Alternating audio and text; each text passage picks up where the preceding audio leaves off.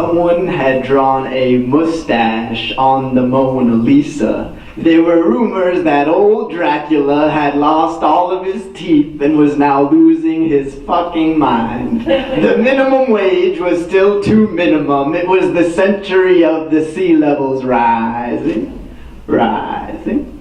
The gods were starting to become atheists, and the atheists were starting to pray to the gods. It was the year of the dragon, the year of the flood, the month that all the guns jammed, the week of the endless nights. And it was the day that my dear old friend Malcolm, the kid with a big, big heart who would laugh so hard sometimes he would start to cry. It was the day that my dear old friend Malcolm, the kid with crooked teeth and a smile that had its own gravitational pull, decided to crawl into bed with a bottle of sleeping pills and a jug of wine and take his own life.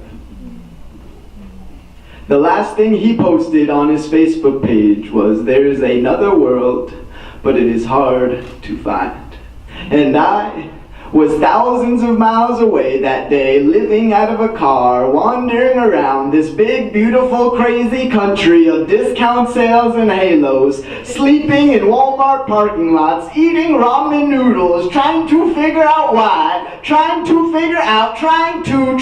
did you know that when they interviewed a bunch of doctors who work with babies, a bunch of OBGYNs, and asked them, what is the first thing that a newborn baby, a person, needs on planet Earth? The doctors didn't say food, they didn't say water, they didn't even say air. Almost all of the doctors said that the first thing a person needs is to be embraced.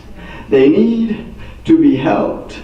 And then when they interviewed a bunch of doctors who care for the dying and asked them what is the last thing that a dying person needs as they leave this world, the doctor said that the last thing a person needs is to be embraced. They need to be hugged. In the land of the plenty, in the land of the lonely, in the century of the sentimental beast, in the century of the wave, in the age of the kid nomad, in the era of the great conformity, we know that the average adult should breathe in 12 to 20 times per minute. But sometimes I feel like I can go for weeks forgetting how to breathe in. And some nights I stay up wondering what would have happened if instead of crawling into bed, my dear old friend Malcolm decided to call 911 and ask for a hug.